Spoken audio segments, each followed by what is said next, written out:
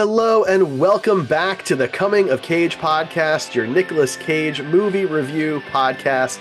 I am Derek, and that over there is Ryan. Indeed, it is me, Ryan, and we are here today to talk about a movie on our 100th episode of Woo! this podcast. 100 of these bad boys. But only 99 Nick Cage movies. So should we be celebrating on this one? Probably not. We got 99 problems, but Nick Cage ain't one. That's right. Yeah. This movie might be. Yeah, true. Yeah, so we are talking a very new movie. His newest released movie at the time of recording, which is The Carpenter's Son. That's right. Which is Carpenter's Son. which is marketed as a kind of Christianity based horror movie. Yeah, it's a Jesus horror flick, which I don't think Although there's too many of. they do a good amount of work to try and not have it be Jesus related. Yeah, yeah. So, Um, we'll get into it a little bit, but yeah, we're saying it's Christianity based horror or like Bible based horror, but really it's in somewhat loose terms because they don't, you know, they try to they try to make it obvious what they're doing without naming anything or like calling anything out that's going to be actually be interpreted as that thing. well, see, this is kind of interesting. So the movie does call out specifically that the story is based on the infancy gospel of Thomas, which is kind of a controversial concept to base your movie off of because it's an apocryphal gospel. It's not actually part of the Bible.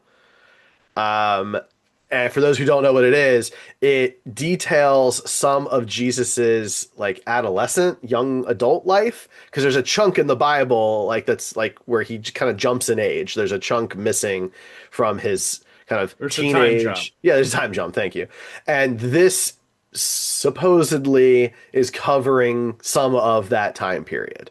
Okay, but it is not canonical to the Bible, is the way you could kind of look at that. Um, I mean, maybe it was at some point and then it got removed. it's never really been accepted by Well, I'm sure. the mainstream kind of church, so to speak. It's a controversial thing. I am no expert, so I'm not, I don't want to get into the weeds there, but it is very controversial, and that made some people upset. Yeah. But to your point, Ryan, only one character in the entire movie has a name. And it's, I'm sure, not an accident that that character is Lilith, for those who know the biblical history of that name. Everybody else is the something. So Nick plays the carpenter, supposedly Joseph. Noah Jupe plays the boy, supposedly Jesus. FKA Twigs plays the mother, supposedly Mary, right? And then Isla Johnston plays the stranger, who I guess does kind of get a name. She ends up being called Satan in the movie, but she's not credited as that. She's credited as the stranger. So everybody gets a the something really other than Lilith. Um, and yeah, that's the movie. Yeah.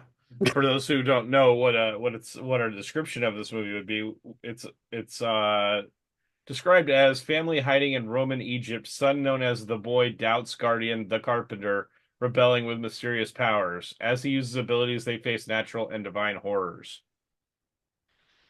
They do So there you indeed. go. This Yeah. is this is listed as a folk horror movie, Hmm. which I didn't see. It was a horror movie in the loosest sense of the word, I think. Yeah, so I To a guess certain type of person that's scared of a certain type of thing, I think it would be scary. But I think for most people, it wouldn't really be that scary. I agree with you. Now, supposedly Nick took this movie on because he wanted to do one of Robert Eggers' movies. Now, for those who don't know that director, he did the new Nosferatu, he did The Witch in 2015, The Northman, and supposedly Eggers doesn't think Nick is a good fit for his movies. And Nick, I guess, wanted to try and prove him wrong, and this was supposed to be something in the same vein. I don't think I've seen any of Robert Eggers' films myself, not one of them. So I can't say if he's successful in that or not. Yeah, I haven't either. Okay. So So so I don't know, but that's apparently what he was going for. So that's why Nick took this one. Um, it's but also much different than most of the other roles he's played. So I mean he has like I assume based on a lot of interviews with him that he has some sort of like list in his head of the roles he wants to play. mm, You know, he's talked about some of them before. Um, but I'm sure, you know, Joseph or some Bible type narrative that is kind of flipping it on its head or doing something controversial related to that is probably in there. he has steered more into horror as of late with, Mandy, Color Out of Space, Willy's Wonderland, Not a this. horror, but yeah. Well, Willy's Wonderland that doesn't It was count as more of a horror. I mean, I think technically, again, like this movie in the loosest sense, it's more of a comedy horror, I think. I mean, it's Like scary satirical, but movie, yeah. yeah. I think it's supposed to be a little more serious. But anyway, he's still doing like kind of darker, more gory type stuff recently. Like Latin, not recent, 12 years, whatever. But still, there you go. Yeah. So Ryan, why don't you kick us off? So if you haven't listened to this podcast before, welcome. I don't if you're starting here, I have to assume some things about you, but I'm not going to call them out. You know who what I'm talking about if it's you. Um, Maybe they just like big round numbers and they saw episode 100. maybe. The way that this works is that I kind of take notes throughout the movie, and then I usually forget whatever the notes are about, and Derek tries to remind me. Occasionally I'll remember them, but we'll see. A lot of things happened in this movie that were or weren't relevant to the plot, so who knows. But yeah, so this one starts out. One of the first things we like to look at, because Nick does a lot of indie films, is title screens. Yeah. Production companies that are involved with this. Derek, do you know how many there were? I did count, but I didn't write it down, so I've forgotten at this point. This is probably pretty close to the record for Is the it really? most. Yeah, there were nine title screens, 9. Oh my God. nine separate production companies involved in this, including Saturn, which is Nick's Right. personal production company. But yeah, there was a lot. We were counting, and it was like, there's another one, there's another one, there's another one. Well, and then they do, each one gets its own like animated intro. Like Family Guy did And a then it joke lists about them this. all. And And then right it after lists that, them all. And it's like we just saw that. we're now 7 minutes into the movie, and there's only been production companies. Nothing's happened. It's been Yeah, just, yeah, silence, black screen, like nothing. right. And so, right at the beginning, as Derek mentioned, there's a little bit of a like exposition kind of written on the screen talking about what this is.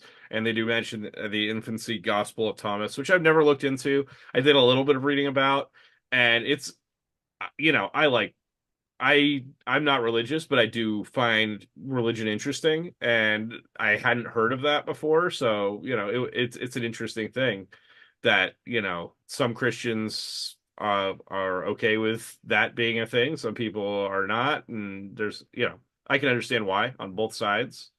But um, yeah, it's very interesting, and this movie, I mean, is loosely based on it, obviously, but it does kind of pose a interesting question. I think the movie itself poses interesting thoughts.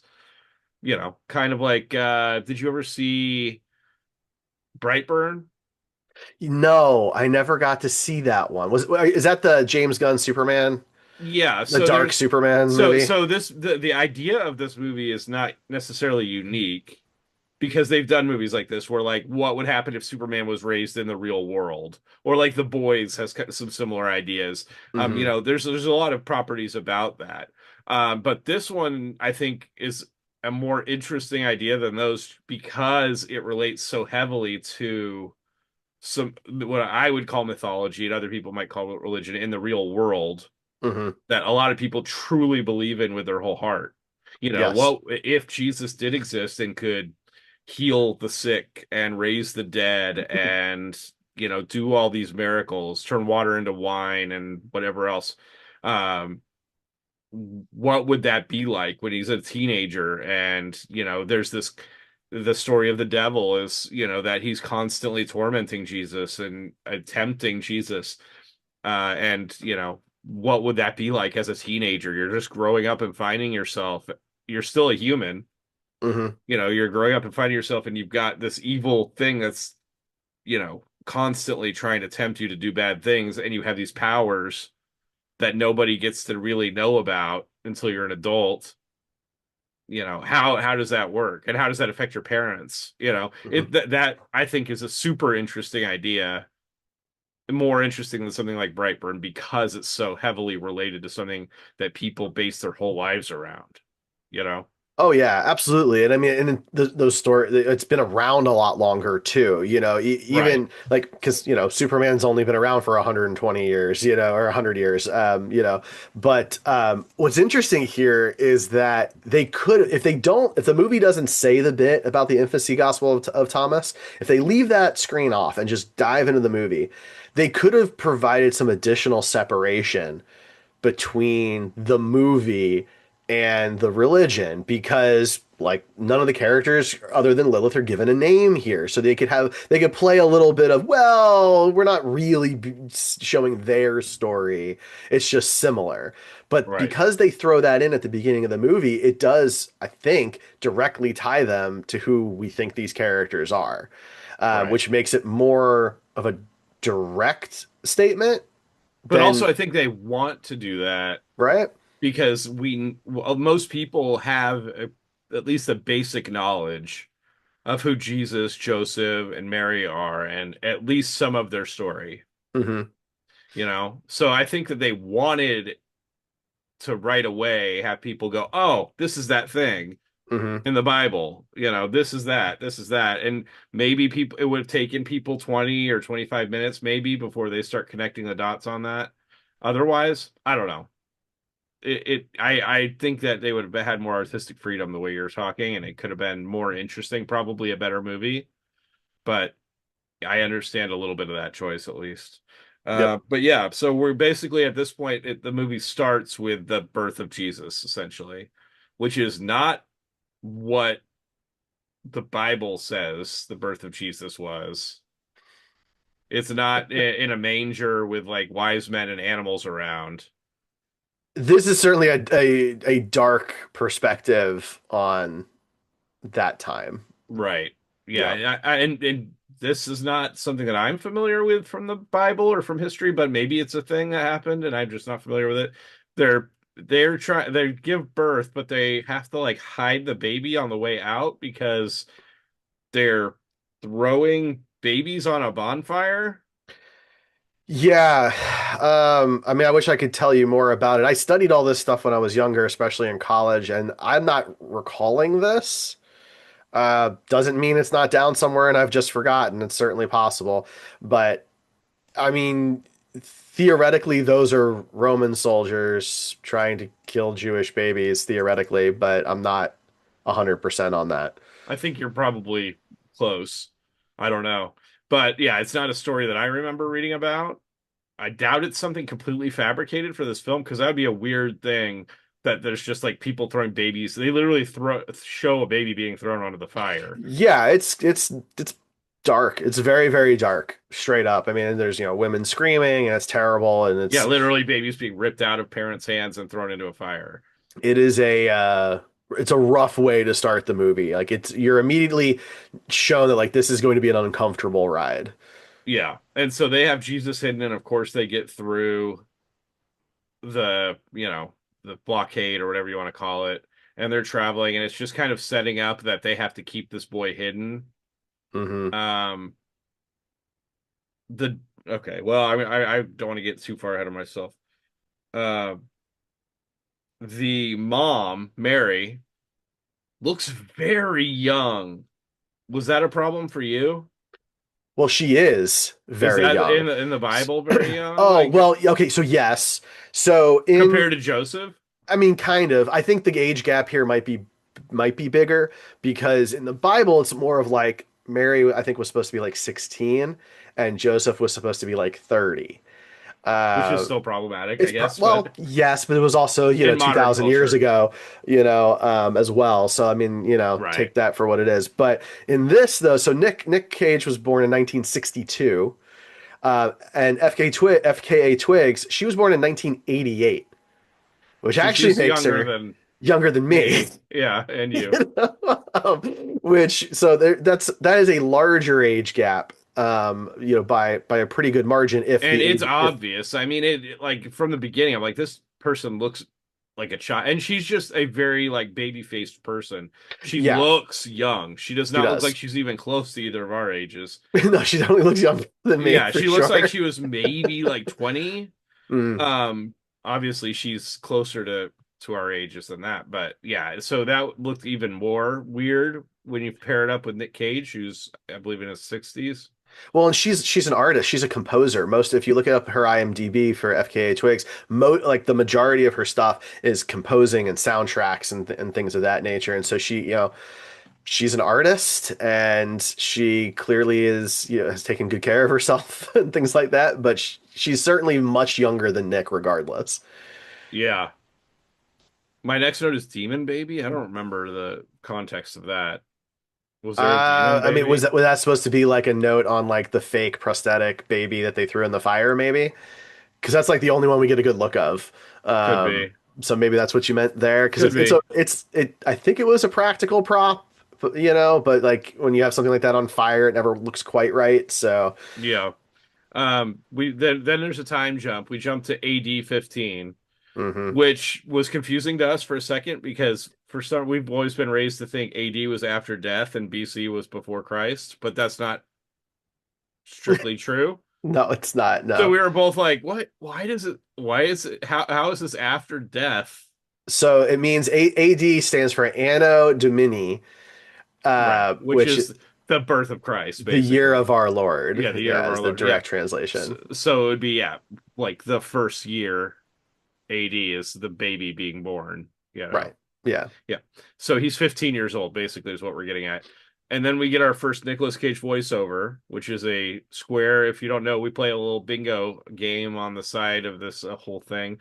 And that is a square on our bingo card as Nick Cage does a voiceover. Hmm. Um, we see right away Jesus is a huge fan of grasshoppers, which I wish they would have Yeah. explored more in the Bible, you know? They just really never touch on his love of grasshoppers. Well, I think it's supposed to be like locusts because of the plagues and stuff like during the Old Testament type Right, but stuff. yeah, that's fair. But like it was just kind of out of nowhere. He like just loves grasshoppers. I think that's supposed to be why. Okay. I was trying to, you know, I was trying to give it a little more credit because everything in this movie is so heavy-handed. A lot of it is. Yeah. Extremely heavy-handed. And yeah, I was hoping that maybe something would be a little more subtle, but nothing is really. Um, so we get nudity because there's a neighbor of his showering outside, and Jesus, being a 15-year-old young man, is peeping on her outside his window. And that's Lilith. That's Lilith, yeah. Yeah. So we get her. She's mute and nude, which is just a wonderful combination. And Jesus is sexually interested in her, Yeah. Yeah. presumably, or at least at the very least, he wants to watch her bathe. Um, and we also get our first mention of the villain of this movie, who Hmm. you might think is Satan, but you'd be wrong. It's Satan. Yes, Ryan. It's the same person It or is same no, being. totally different. Uh, Just like this isn't Jesus or Joseph or Mary. okay. It's Satan. Okay. Um, so we discover that basically Joseph is very religious, Hmm. as you would have to be if your wife gave birth to quote unquote the baby of God or whatever, the child of God, and you didn't have any part of that, and you just have to trust that she's not lying to you. Yeah, I think the movie has implications that he has more than her word to go off of, but Yes, yes. in the beginning of the movie, I guess I didn't mention it, during the baby scene, uh Joseph has like a bright beam of light out of the darkness fall on like the most stereotypical like Jesus light hitting him. Yes. One of the more heavy-handed bits in the movie, but maybe not the most heavy-handed, which does involve him later in the movie. That I'm Oh yeah, at the very end. can't wait Yeah. to get to. But Yeah. Yeah, it's literally like if you've seen Monty Python and the Holy Grail, I almost expected like an animated like God to come oh out my and start God. talking to him because it was ridiculous. But yeah, so the light of God shines upon him, and so Yes. and he is very hardcore about it. Hmm. He raises his son in a way that he needs to pray. He has to pray all the time. He has these prayers he recites. He has like these rituals at night that he has to go through. He's very, very heavy into being clean. And his son is not cleaning himself properly, apparently. That's kind of a bothersome thing for him throughout the movie. But Yeah, I he's do shown to want. like wash his wife's feet, Mhm. which is a Bible, thing. Um, yeah, anyway, you were gonna say something. I wonder how much of that is a play off of like the kosher laws and things because a lot of the Jewish kosher laws were meant to help keep you like clean and healthy. Like the whole like mixing meat and dairy in the same, container type thing. Well, back then the dishes they used, there was no way, there's bacteria and things. So I'm wondering if that's supposed to be an extension of that, perhaps. I'm not sure, but also it was a different time. People, I think that was probably more common than not. Well, I took it more of as a way of differentiating yourself from the unclean, which would be like the sick people and the lepers and things Yes. like that back in this Yes. time period. That there was the clean and the unclean, and it Hmm. doesn't being dirty doesn't necessarily make you unclean Right. in this Yes. circumstance. So, Yeah. but yeah, so his dad is very religious. Um, we find out that he can't really sleep because every time he goes to sleep, he has visions of his future, which in this particular instance is visions of the crucifixion of Christ. Um, Pretty graphic Yeah. depictions of it. And that's the first like direct Bible reference that we get in this movie. Um, Hmm. so yeah, Hmm. yeah, That was a thing that that was the happens. thing. Yeah. Um, we see that or Nick says something about how he's supposed to be training with this. They have to move all the time. So they're at this new place now, and Jesus is supposed to be going and practicing his faith with the local pastor, I think it is, Rabbi. Yeah. rabbi, yeah. Yeah. Um, Because but they're all Jewish. Christianity doesn't exist yet. that's fair. So, Yeah, yeah. I mean, I wouldn't be able to tell you the difference in, in the titles anyway, so I didn't mean anything by it. fair enough. But Yeah. yeah, as he's out It's a little there, it's a little weird what they're doing here because everybody speaks English. Everybody speaks yes, English in this and there's a movie. lot of different accents except Nick. But there's also a lot of different languages that these people would be speaking because, like they said, it's Roman controlled Egypt. So you'd have people speaking Hebrew, what Roman languages. They'd be speaking Egyptian languages. You just have so many different people living here, and what the boy is doing with the rabbi is they're reading from the Torah, which you do in Hebrew, and it's one of those things where But they're like, doing it in English. but they're doing it in English, and I don't know that. I'd be curious to know how common that was at the time, because nowadays in the United States, where we are, someone who is Jewish who is going through their bar or bat mitzvah, they do have to read from the Torah as part of that ceremony, and it is all in Hebrew, and they're reading it in very similar fashion to what you see in this movie. But part of the significance there is you have to learn that Hebrew, and if you're from the United States, born and raised in the United States, that's probably not your main language. But this would have been their main language, and so I don't know exactly if this is how that would have been done at the time. It looked a lot more modern than I expected it to. Well, there's also not a lot of people probably back then that had American accents. Well, yeah. I mean, there is that part. Like they all just speak English, and so they're not even trying to do that, which begged an interesting question from a casting point. Like one of our bingo squares is white savior movie. Does that count here? Because Nick is a white actor playing Joseph. I don't know if that Is counts. Joseph the savior? I mean, We'll get to that. yeah, that's a good question. We'll definitely have to talk about that. So yeah, while he's out with this rabbi, he sees this girl hanging from a tree. Like not hanging, like She's just the chilling. execution method. Not, I mean, it doesn't look like relaxing at all, but she's literally like by her arms hanging from this tree, just for some reason. There's not a Um, lot to do out there, man. Like, yeah, and so Jesus, goes and talks to her, and she asks him if he wants to play a game. And so he's like, sure, I guess. He doesn't really seem that into it, but he does it anyway.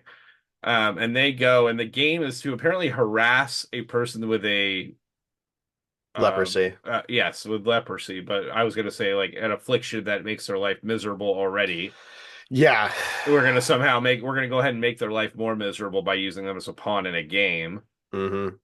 Um, but yeah, the game is to get your hand as close to the leper as you can without touching them, because leprosy is contracted by contact with, at least at the time. I'm not a leper expert or a leprosy expert.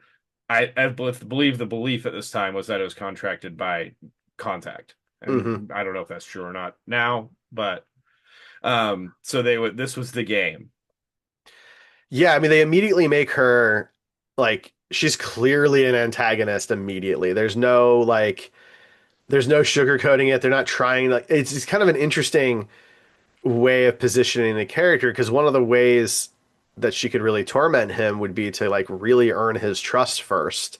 But she decides to go a different route and just Also, they framed like who she actually is to be like a big reveal later in the movie, but it's so heavy-handed who she is throughout the movie that I can't imagine how somebody wouldn't have figured that out by then. yeah, I mean, I'm with you, though some of her decisions don't make a lot of sense. Like, would she know that him touching an afflicted person would heal that person? Would she have known that?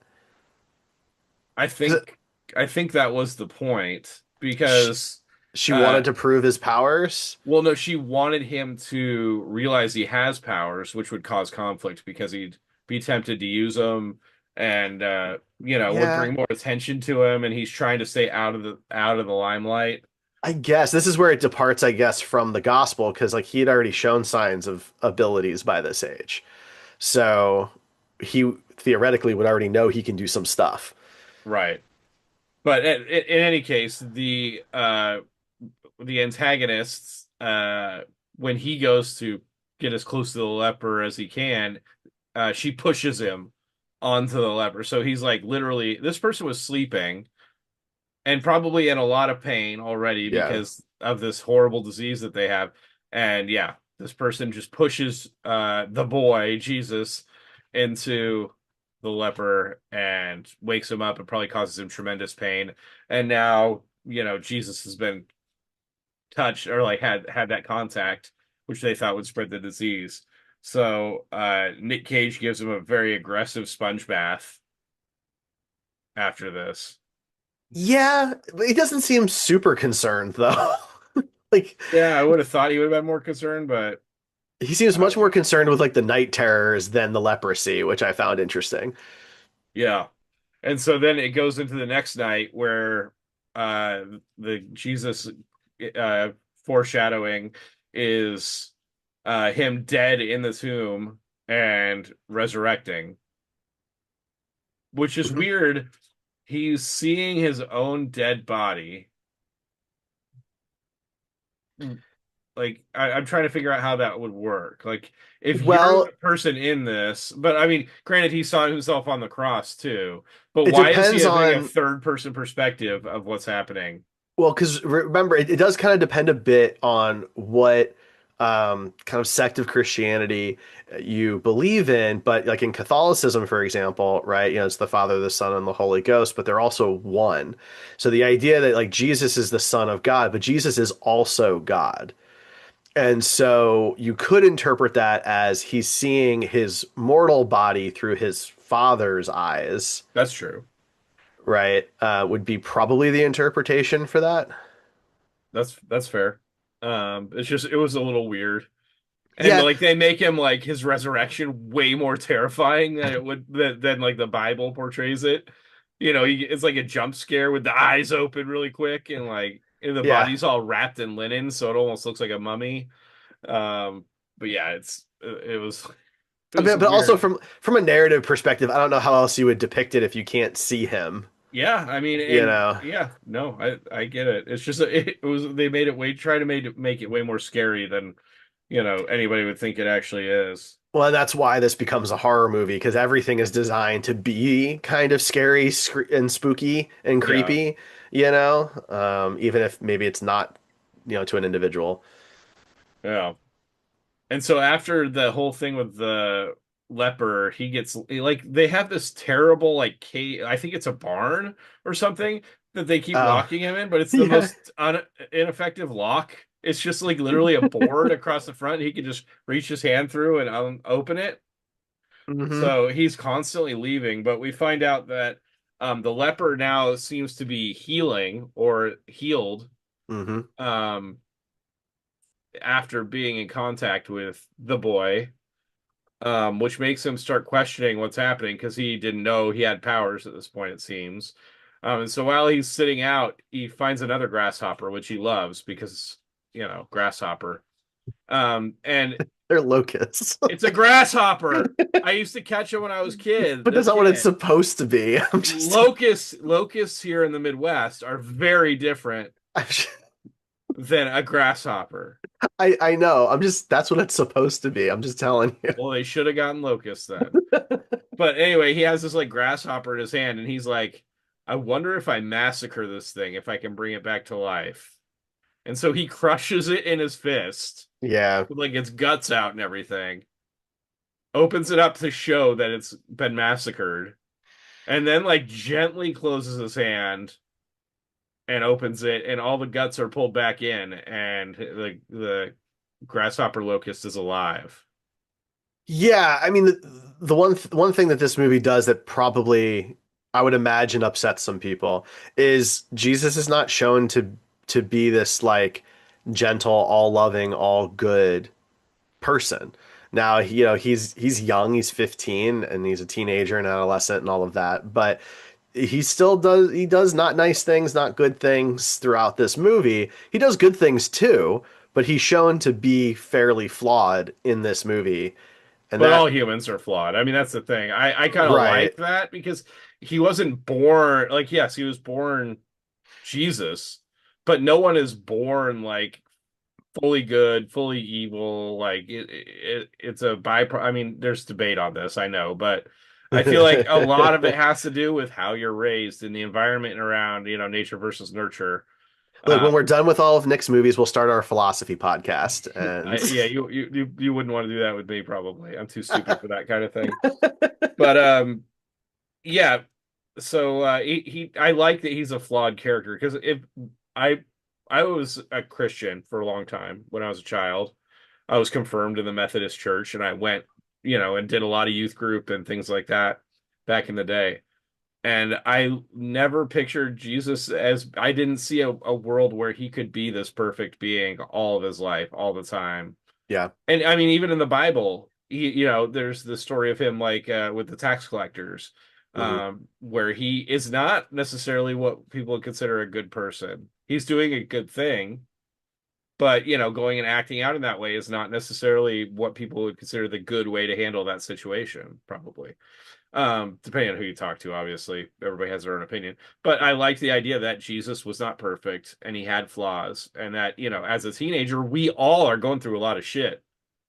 That's a tough time in your life. Hmm. And, he's still a human at the core of things. Son of God or not, he's still flesh and blood. And, I like the way they portrayed him, that he's learning, you Hmm. know, that whether he wants to be good with his powers or whether he wants to be evil with his powers, or what he considers good or whatever. He's getting good examples of evil from, the one character. Um, and he seems tempted by it a few times throughout the movie. So I don't know. Yeah. I like the idea that they're showing that he was not a perfect being, because I don't think that any Christian should see Jesus as being a perfect being, because he was still human. He did his best. We all, think we're doing our best, but you know, Yeah. I we got all you. we all make mistakes. Anyway, so we start getting a lot of like devil symbolism from this person, that this little girl that hangs out with him. There's a scene where there's like, I think they're like some of the unclean people, Hmm. and a fruit just shows up, like that the Yeah. girl seems to have placed, which seems to be, to me, a reference to like the Adam and Eve story, and Probably. the fruit, that the temptation of that Hmm. fruit that was the devil's fruit or whatever. And this girl has this wooden snake, which, okay, Jesus is a carpenter, right? Well, Or Joseph Joseph, I is. mean, is a Joseph is. carpenter. Yeah. Nick Cage just played a carpenter. This snake is extremely well made. It's like an articulated, like it It has is. the way it's carved, like it'll move like this because it's like articulated. Um, and the snake and the fruit is very like on the nose imagery, Oh yeah, the uh, serpent and all of that. evil. Yeah. Yeah, exactly. But aside from that, that snake, I would think Joseph would be like, "Whoa, who made this thing? This is sweet." Yeah, I mean, you But would he think hates so. it.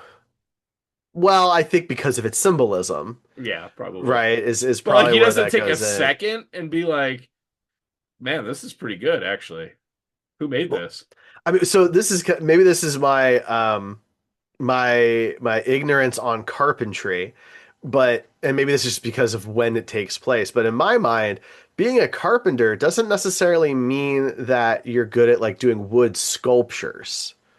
I feel like Right. those are two You're making different skill furniture and sets. things like that. Yeah, no, you're right. But he Um, is making sculptures in but he this. is right. He seems to be more of an artist than anything else, which I thought was interesting. To your point, like you would think he might appreciate the design of Yeah. the snake, but I think he just is too. He's I so was stressed out and so guarded. Any little thing that happens like really sets him off. Like this is a man who has not relaxed in 16 years. Yeah. You know what I mean? And so like I just think he sees that and he immediately thinks that that's evil. Get it away from my kid. Yeah. No, and I can understand that, but like, come on, man, it was pretty good. Anyway, Yeah, um Satana went to shop class and really. yeah, exactly. Um yeah. So the girl that he saw naked, Lilith, um, she's been kind of shown throughout the movie doing like menial things, and he always has an interest in her. He's always like watching her do things, not like creepily, just noticing when she's around. He And likes her. we see her get taken in the middle of the night, seemingly. Yes. Which is kind of a horrifying scene because, like, again, she's mute, so she can't speak, and she's getting dragged away in the middle of the night, and she can't scream for help, which was pretty dark. Yeah. And she has like this demon seizure in the middle of the city square the next, like you see her walking around with her mom the next day, and she definitely looks like she's not feeling good. And then Hmm. she has like this horrible demon seizure in the middle of the city or town, or I don't even know what you call this. It's like a small little Village. village. Yeah, Yeah. probably the best term for it. But she has this horrible seizure and was doing like exorcist type crap. And the mom goes up to like try and help her, and she has like blood, or like I don't even remember if it was blood or just like black ooze or something coming out of her mouth. But It she's looked black. She like bites a piece of her mom's face off. Yeah. Face off. Uh, Um, and so they apparently they show it a little later in the film, not far from here, but they have like this whole area of this village that's just where they chain up all the terrible, people are not terrible people they think are possessed, mm, which apparently mhm. is a big thing in this village. Not, I mean, not, they're probably not just possessed, but they've done things that are forbidden, so to speak. Right. They Um, dabbled in black magic. so uh Jesus gets put back in the barn. I can't remember what he did this time, but I think when he that was get the night terrors, maybe. maybe and when he gets back into the barn, the snake is there on the ground. The wood snake. The wooden snake, yeah. And Yeah. so oh yeah, I do have to specify because later in the movie we have a lot more snake encounters. But um, he takes the wooden snake and he like throws it like 30 feet away. Hmm. Now it's gone forever. How could it possibly come back? Jesus threw it as hard as he could. Yep. Um, we get this weird shot of um the little girl, like I think Jesus goes up to her or something, but she's got like this fruit that looks bloody and has like a scorpion on it. Yes. I don't Yeah. understand the imagery other than just being generally gross and evil. I think it's just supposed to show cruelty because like she's playing with like a group of scorpions, but she's killing them. So I guess the scorpions are supposed to be an omen of themselves, like the snake, but she's also like torturing and killing them, so she's even worse, I think is the idea. Yeah. And I think this is where she shows him kind of like that torture area. But she also reveals to him that Joseph is not his father. Right. Which Um, is an interesting thing to reveal and a really hard thing to prove at the time in which this movie takes place. right. I would venture a guess to say that most people would say, uh-huh, sure. I'm not sure why the boy is so quick to believe her because they've been together, like he's been with his father and mother his entire life. They've traveled together this whole time. The father has taken care of, the carpenter has taken care of him every step of the way and has protected him and yada yada yada. So if you're the boy, I'm not sure why you would like why that would make you begin to question things because this random girl who's doing not nice things says it. I think it's because she also kind of introduced him to his powers, and so uh he has a Yeah, little more faith in this person than because he seems to almost trust her at this point. yeah. It's like an implicit thing. Right. I mean, maybe it's because maybe it goes beyond their mortal forms then, right? Because she is a fallen angel at the end of the day. So maybe there is a connection there that is subconscious in some way that makes him implicitly believe her. Maybe. So he goes back and asks his mom if Nick is his daddy, Yep. and she doesn't really answer him. She does.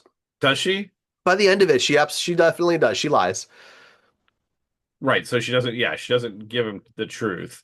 She doesn't give I him the thought truth. Yeah. I thought she danced around it, but I mean, she does it. Well, at first, she does because she's like, why would you ask that, or who gave you that idea, or whatever, right. and finally, she does answer him. Um, so there you go. Uh, yeah, and so he goes and I think this is where he goes and visits the girl Lilith that's chained up and tries to ask her what's going on, Yeah. and can't get an answer from her. Um, Well, she's near death at this point. yeah. And then my next one is snake is back. So apparently the wooden snake shows up a third time. And this I think again is back at the barn. Yeah. Something that happened earlier in the film that we didn't mention is one of the rituals that Joseph does is that he puts like fresh dirt down on entrances to wherever he's at, Hmm. he explains it as being because if a demon walks through, or a dark being or something like Evil that, spirit. evil spirit, whatever, walks through it, then like chicken footprints will appear, like bird footprints. I don't remember what Yeah, type of bird, rooster. rooster, Yeah. appear in the dirt. And so when he goes to throw the snake out this time and he goes back, he sees the footprints in the dirt. And then what's interesting here is he covers them up. Right. So he's not really bothered so much. It's like he already knew and he's going to protect her identity. Yeah. And the next day, I guess, or later that day, he's training with the priest, and the priest like comes, or rabbi, I'm sorry, uh, comes back and is like yelling for Joseph or yelling for the carpenter, and tells him that his son is no longer welcome to be working on these readings with him. Hmm. Um, and he asked why, and he said, "Because your son told me how many years I have left to live." Yeah, when I'm gonna die. Yeah, he pisses the boy off, and the boy is like, "All right, fine. You want to know some stuff? I'll tell you some stuff." Yeah, that's a weird, like a weirdly dark thing for Jesus to do. Um, Yes, yeah. but again, this is where it seems like the temptation of darkness he might be falling to that. I mean, Hmm. obviously, we know how the Bible turns out, so there's no real danger. Spoiler warnings, Ryan. Yeah, yeah, exactly. There's no real danger in this movie. I mean, he's seen visions of what happens to himself, so we know that the Bible is canon to whatever's happening. So Yeah. there's never any real danger that Jesus is going to go to the dark side. But it's kind of like Star Wars in the sense that, Luke has those temptations to go to the dark side, and Jesus in this movie also has temptations to go to the dark side, and even leans into it a little bit. Hmm. Um, with that whole thing. So he goes back to he gets kicked out. His dad like kicks him out and says, "You're on your own, figure shit out." So he goes to the girl at the where she's chained up again, and this time he seems to be talking to the demon inside of her. Yeah. He's almost doing like an exorcism type of situation. Hmm. And in this movie, the evil spirits that are literally impregnating people. Like they're a literal thing in their body, a physical being. It takes the form of a snake that comes out of their mouth, Right. which is a very CG snake, not realistic in Yeah. any way. No. Um, but yeah, the snake starts to come out and he just grabs it by the head. And he does not kill it in any of the times this happens in the movie. He just like throws it, just like he did the wooden snake. And it just slithers away. Never to It's be just, seen just again, yeah. apparently. And it does beg the question, is this the same snake each time? Because it looks the same. Is that a coincidence and that's just what these snakes look like, or is it the same spirit every time? And is Jesus too much of a wuss to just kill the snake? Like, come on. You're supposed to be like mankind's guardian against evil. Well, he does kill a guy in this movie, He does. but Yeah, not straight out. not the But evil snakes. he can't kill evil demon snakes. Yeah, so I don't know. I'm not sure I understood that. Yeah. Um, so he pulls the snake out of the woman. He goes back to his parents. And Joseph starts losing it. He's losing his mind at this point.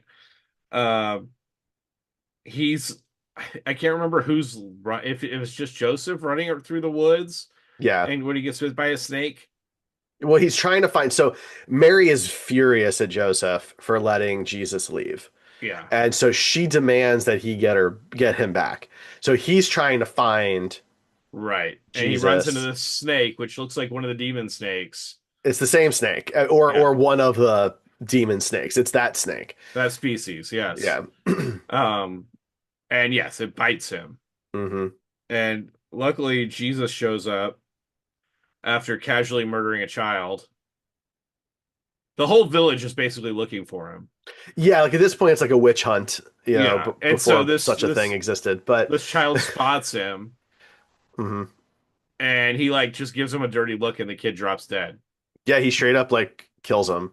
Like, Casual murder is a did that count? I space. thought it counted. Oh So, yeah, that 100% counts because it's not premeditated. It's just like a thing, and he barely thinks about it. yep, yep. Hmm. Um, yeah, just with a dirty look kills the kid. Um, then we get a scene of like Nick looking up at the sky, and this happened earlier in the movie where the sky's like all red, and he's like waiting for the sunrise. Like I'm sure it's some sort of symbolism, like a new day or something like that. But he's doing that now too. Um, where am I? Am I? I feel like I'm at the wrong spot or something. But apparently, I think this is before. I don't know, man. Okay. Yeah, I mean, Well, basically at this point in my notes it says Mary kisses Joseph. yeah. So basically, what happens at this point is Jesus heals Joseph, but then still leaves. That's right. That's right. That's right. And Joseph can't find him. So Joseph goes back to Mary, and he's like, this is actually where. So she gets knocked out by one of the villagers, Yeah. and Joseph comes across this and picks up a big rock and kills the guy. Yeah. So melee weapon. Um, Yep. also on our bingo card. And so she's unconscious. So Nick packs her up with the rest of their stuff and their donkey, and they leave.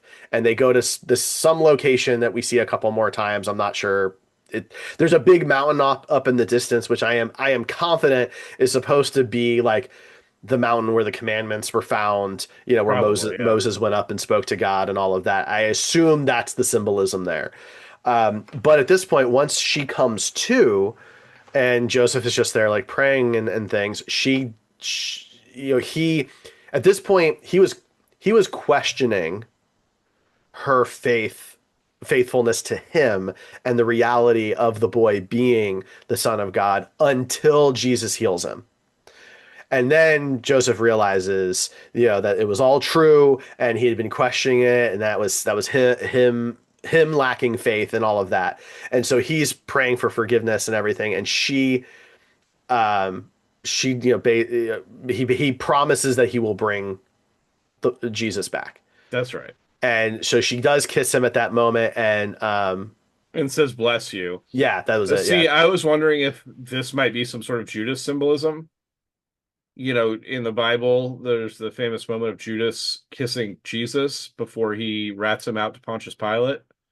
No, I don't think that's the connection here. I think it's just Joseph regained his faith, realized the truth, and she was acknowledging that.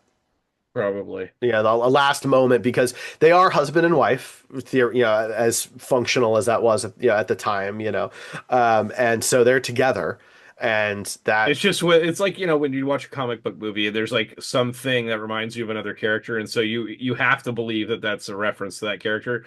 That's the only kiss shared in this movie, Hmm. and since that kiss is such a big part of the Bible, that's just where my mind went. I don't really Fair see enough. how it would connect, but it's just me searching for, you know, everything's so heavy-handed in this movie. It feels like it's gonna be related to it. I couldn't explain how. I think it was Um, just her way of saying goodbye. yeah, probably. But that was also Judas's way of saying goodbye. Fair enough. Um, so Jesus finds the girl again. They've run into, or maybe it's just showing her. I don't know. My next note is cuts showing up on Devil Girl. Yeah, so this whole time she's had like a ton of these little scars all over her, and there has Right, but not been now an they're explanation growing. for it. But now she's got more, and so the implication here is she gets a new one every time she kills somebody, Yeah, right? And she killed all those unclean people, all those people that were together, the people who had leprosy and things like that. They're all dead now. She killed all of them, and so she's got yeah. new scars. And we get this big monologue about how this is where it seemed like it was supposed to be a reveal, but Yeah, it wasn't. Like, if you know about what the devil is, or like what Satan or Satan or whatever you want to call him, um, is in like in the Bible, he is a fallen angel. I mean, I think it's supposed to be a reveal to Jesus. Right, but it's treated like a reveal to the audience too, I mean, which to like an extent, I don't know. It's a little bit of a tough one because I guess it depends how much you know. yeah, yeah. Like maybe a lot of people just aren't as familiar with that, and it is a surprise to them. I mean, I don't know. I don't know either, but yeah, there's a big monologue about being a fallen angel, and there's literally a pathway to hell. Hmm. It's a physical location. Yeah. So I mean, that was kind of that's more of a Judaism thing than a Christianity thing, but yeah. Yeah. So while this is all going on, Joseph, Nick Cage finds Satan or Satan or whatever, and Jesus, and there's a brawl between Jesus and Satan. And Joseph and Satan a little bit. Yeah. And Joseph gets stabbed in the stomach with a stick. I Hmm. think it was somewhere in here. And so Yep. this during this brawl or whatever it is, uh while at one point the devil girl is basically drowning Jesus in this like mud and water. Yeah. Nick calls out a name. It sounded like he was saying Joshua to me. Yeah. So I think that's supposed to be the original translation of the name Jesus, I think. But you said that the only character in this movie that was named I, was Lilith. I meant Even credited. even No, credited. But that's what I find interesting is like if they're credited, if he's credit why it's not going to give anything away to say he's credited as Joshua. no, I mean you're right about that. I don't know why they're all credited the way they are. I did mean credited. She is the only one credited with a name. Everybody else is the something. Because Right. even Satan, she's not credited that way. She's credited as the stranger. So I do think that like the goal here, I think they couldn't decide. This is my opinion. I don't think that the filmmakers, and maybe this was the studio and production companies, I don't know who, but somebody could not decide how tight to tie this story to the actual biblical characters. I feel like there was a disagreement there, and they weren't sure what to do. Because if you didn't want to tie it at all, then you don't need to tell us about the infancy gospel of Thomas at the beginning of the And you movie. don't need to show And us the fucking crucifixion and resurrection of Christ. but if you do want to tie it directly, then you might as well just give them their names. Right. So like I don't I feel like they couldn't make up their minds or there was a disagreement behind the scenes on that. But yes, I think Joseph is just shouting his original Hebrew name. Okay, so I didn't know if I heard it wrong or something like that. Because like in my mind, I was trying to think of things that sounded like that, but I couldn't really think of anything that would sound like that word. So I don't know. I thought, Yeshua, yeah, yeah. I mean that was his original, yeah, that was his Jewish name, and does come out to Josh. I hadn't really thought about that in a long time, because it ties into Yahweh. So that's interesting. I haven't. That's not a name I've thought about in a really really long time. So I didn't really put much into it. But yeah, that was his like and Hebrew Nick name. does refer to God as Yahweh at some point in this movie. Because that is the Hebrew name for God. And you're Right. not supposed to, you're not really supposed to say it. You're definitely not supposed to spell it. Like you can't write it. So there's even some disagreements about how it's actually supposed to be spelled because it's never supposed to be written down. And so that's true. But yeah, Joshua was his original Hebrew name, and then it became Joshua in modern times. But I didn't really put much thought into it, and during the movie, I did because we before, I don't think it was on a recording, but when we talked about this movie, at some point we discussed whether it was actually going to be like tie how closely it was going to be tied to the Bible, if the mhm. characters were going to be named Jesus and Joseph and whatnot. And so I was paying extra attention to see if anything there was ever any mention of any of the names. Yeah, no, And that was the only one.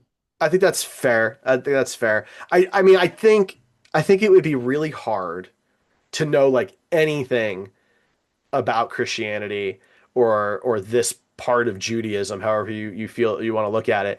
I can't imagine if you know anything about them that you could watch this movie and not just assume that that's who these people are, Right.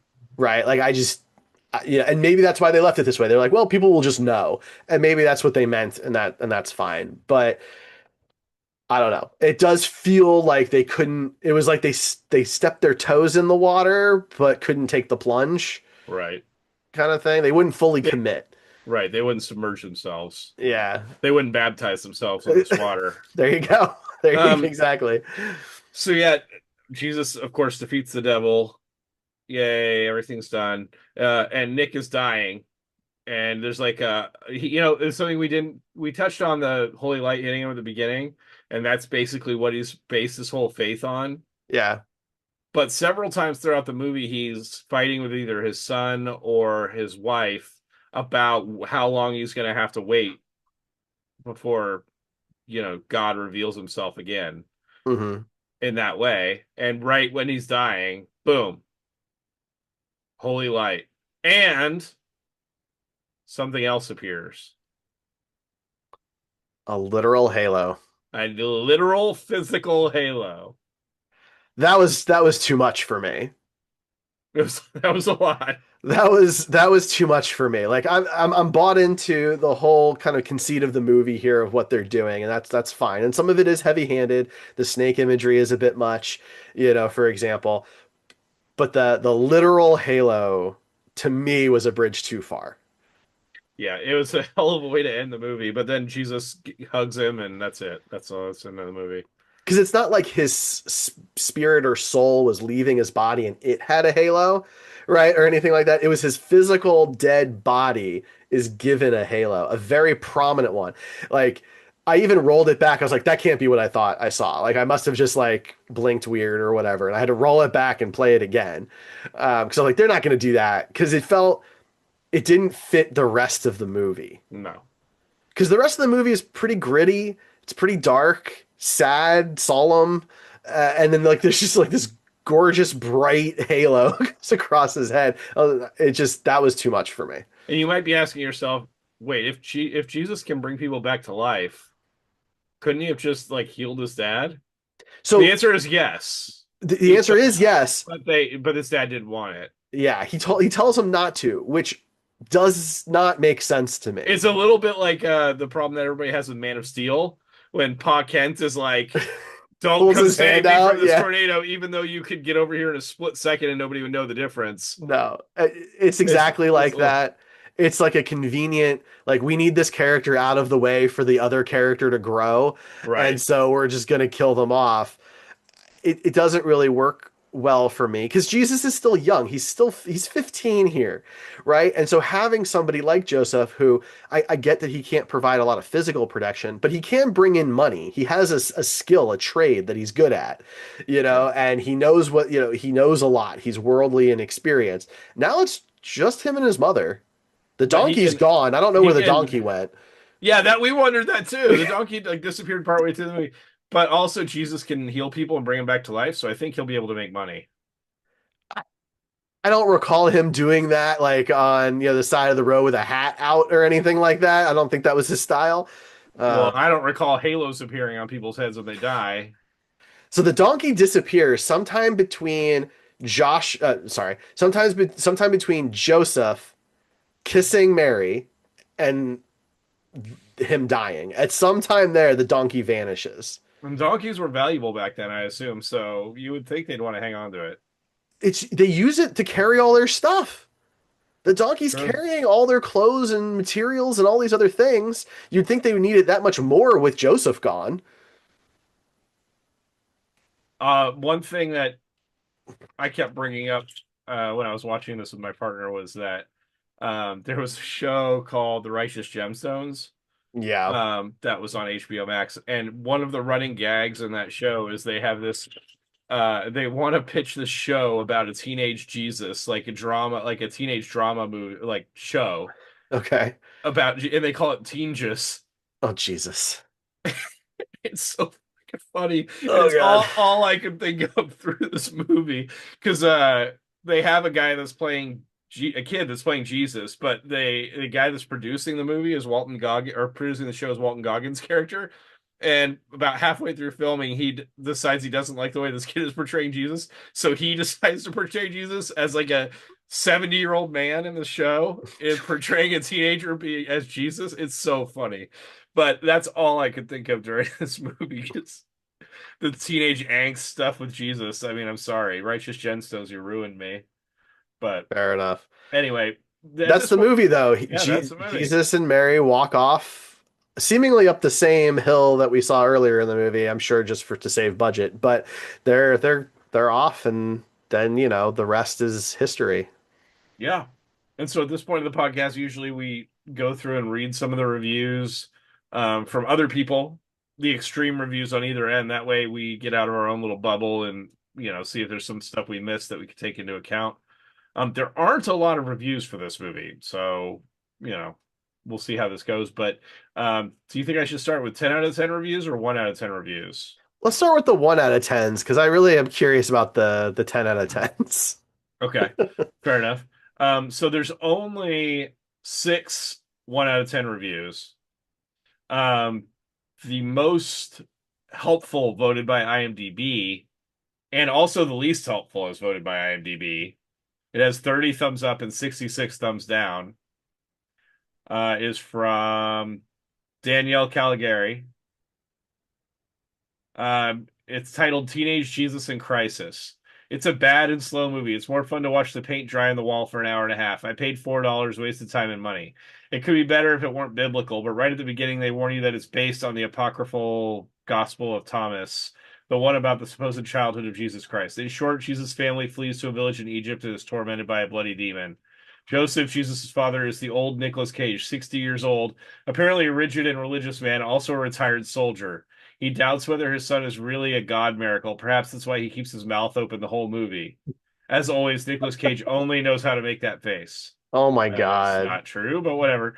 Mary, Jesus' mother, is FKA Twigs, 37 years old, looks like a young woman who hasn't even reached 30. She adores her son and loves him very much and would sacrifice herself for him, but during the movie, she is just an irrelevant supporting character. True, unfortunately. Yeah. The young Jesus, supposedly 15 years old, is a confused teenager who doesn't know who he is or who his father is, but he feels he has great powers and perhaps some great responsibilities. Okay, Spider-Man shout out. A sadomasochistic young woman tempts the young Jesus until we discover that she is the angel Satan who is banished from heaven and blah, blah, blah. The film doesn't cause so much horror through blasphemy, but it has quite a few historical inaccuracies. You think? I don't think it was ever, meant to be a documentary.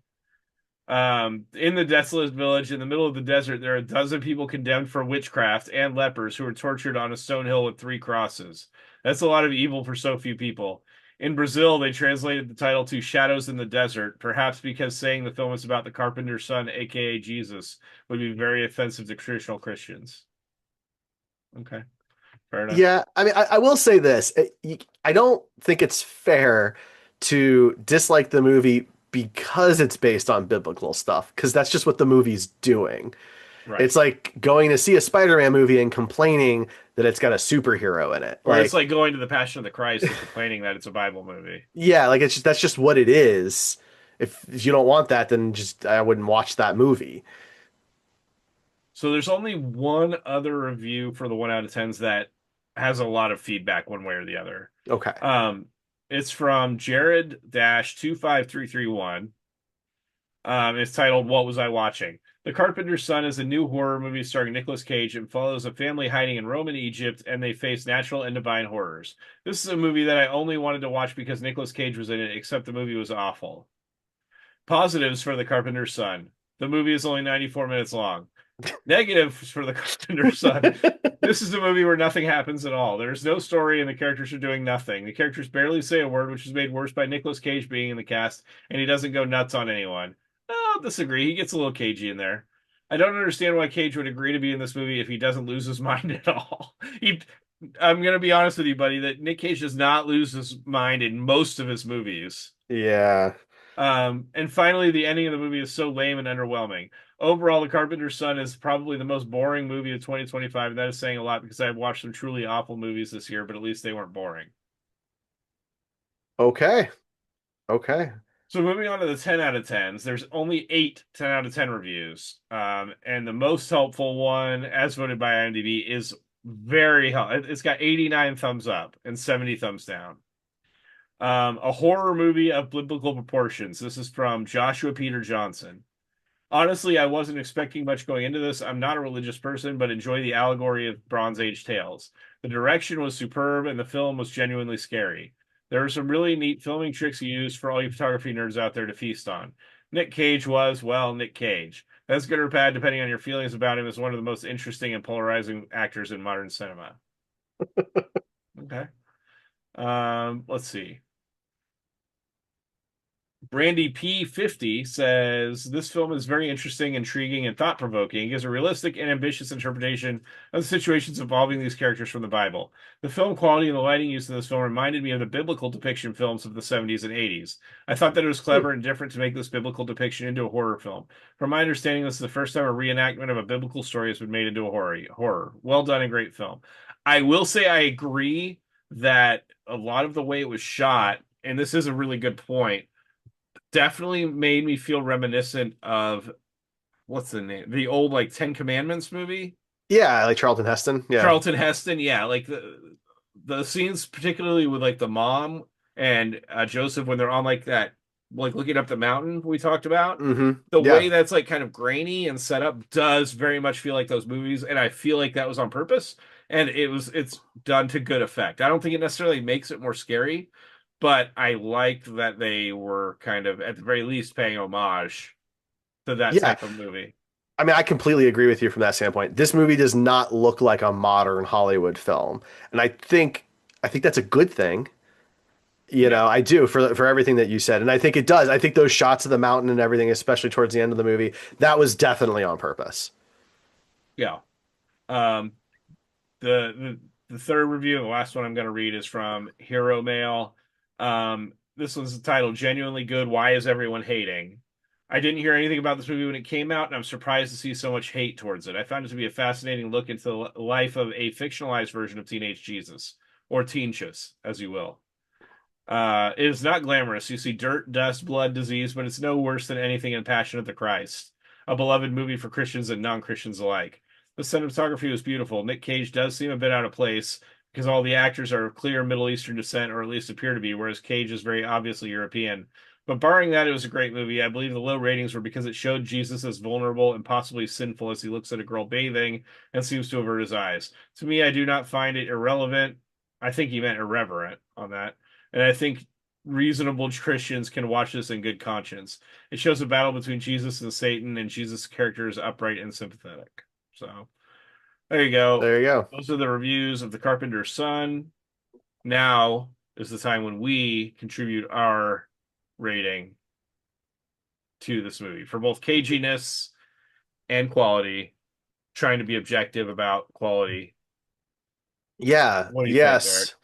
So we have our Cage-O-Meter. You can go to comingofcage.com to check out our interactive Cage-O-Meter and see where all of the movies fall. We have two scales, right? But they're 1 through 20, not 10. Because Nick's been in a lot of stuff. By the time this podcast is over, he will have been in over 130 productions. And so this helps us kind of give a little bit of space between some of them, though some still end up right on top of each other. Oh yeah. So yeah, I mean, it's fine. It's just fine. I do agree about how it's shot. I think those were good decisions. I think the performances are fine. I don't know that anybody I don't think anyone's like bad in this or anything like that. It's not the best story. It's not the most compelling. It is definitely boring at times. I don't find it scary, but does that make it a bad horror movie? I think maybe that's very subjective. So I think for me, like I'm feeling like an 8 on quality. So you Like think this is worse than his average movie? a little bit. Not like a lot, but like I'm looking at like what else I gave an 8 versus like what I gave a 9, and I think like this falls more in it's maybe it's a little better than some of the 8s, but it's not quite as good as the 9s. So it's like I don't know, like it's right there, 8 or 9. I could probably go either way. Um, so I'm just kind of Well, the good news is for you, it's going to be a 9 because I thought this was right smack dab in the middle of average, so I was going to give it a 10. oh, okay. Well, there you go then. Yeah. All right. So it is a I 9. think this is about as average of a Nick Cage movie as it gets in terms of quality. It's not good. It's not bad. It's just a movie. Yeah. There's things I liked about it, but there's other things I didn't like about it. Hmm. Yep. It's not going to be one that I remember very well. You know, I mean, I've got it on Blu-ray, so. yeah, you own it. You're committed. So then we have caginess, and this one can be a little tricky sometimes because there's certainly films where he's cagey the whole time, like Vampire's Kiss. There's some where he's not caging much or he's not in it much, but when he is, it's extremely high, like in Sunny when he plays Acid Yellow, for example. So for this one, I mean, I'm still feeling kind of low on it. Where do you land on caginess? Yeah, I mean, it's definitely not very high. I'll probably put this where you put the quality at it as an 8 on it. I Okay. think it's he does get kind of cagey towards the end, but for the most of the movie, he's not really doing the traditional Cage things outside of not using an accent in any way and not trying to use an accent in any way. That's a very Cage thing to do because I think he knows he's not great at accents. But yeah, Well, and sometimes, doing an accent in this context could also come off bad offensive. Yeah. anyway, and even if you are good at it, you might be good at something that people don't want you to be good at. So, See short circuit. right? I mean, it Yeah. happens. Okay, well, I was a little bit lower. I was giving it a 6 Okay. on caginess there. So it comes out to a 7 on caginess and a 9 on quality, which puts it just kind of in that lower quadrant of movies that probably aren't the ones we're going to recommend early on to Right. somebody looking for Nicolas Cage, right? Because the other three quadrants have some really positive things, right? If you're high cagey, low quality, it can be so bad it's good, like Vampire's Kiss or Prisoners of the Ghostland. You've got the extremely high quality but low caginess movies like Pig and Joe. Then you've got high in both, and you get things like Leaving Las Vegas, you get The Unbearable Weight of Massive Talent, Mandy, things like that. So all those three quadrants all have redeeming qualities that I can recommend depending on who you are. This quadrant, not your best movies, not the most Right. cagey. Some of these tend to just be forgetful. I look at some of these and I'm like, I don't really remember what that one was. So, Yeah. like Rage, for example. I never remember what Rage is about. So there you have it. So that's where that lands. We have nothing to add to the Wheel O Cage. So if you've been listening for a long time, first off, thank you for sticking with us for however many episodes you had. We used to pull a movie, so we have our Wheel O Cage that we spin to pick our next movie. We used to take this movie off and then add a new movie to the wheel. But now everything is on the wheel. There's nothing left to add. So we can skip that part. So you'll just have to watch the Wheel O Cage to see what is next. Next is a big one though, Ryan. It's our 100th Nicolas Cage movie. That's right. And I'm very curious to see what that's going to end up being. If if the stars are with us, it'll be Crudes too. Uh, but I'm but 100% sure that's what's going to happen. um, but there you have it. So this is episode 100. Next episode is our 100th movie because we did a look back after 50 movies. I'm not sure exactly what we're going to do after 100. We might do another look back episode there before we march on to more triple digits, but you know, you can find all of our stuff at comingofcage.com. You can subscribe to the Coming of Cage podcast on your app of choice. You can watch us and see our faces on the Derrico Studios YouTube channel. Don't forget to watch Cage O Bingo and the Wheel O Cage. We post those not just on YouTube, but they go out to our other stuff like TikTok and Instagram that likes the shorter form things. Ryan, is there anything else about the Carpenter's Son that you'd like to talk about? No. All right. Well, then that is it for us. Happy 100 episodes of the show. Ryan, I love you, man. Love you too, buddy. Here's to another 100 or 25 or however many we have left. I doubt he's going to hit 200. I doubt it, but you never know. Not with that kind of attitude, he's not. All right. Well, we look forward to our 100th movie. Thank you so much for joining us, everybody. We'll catch you next time.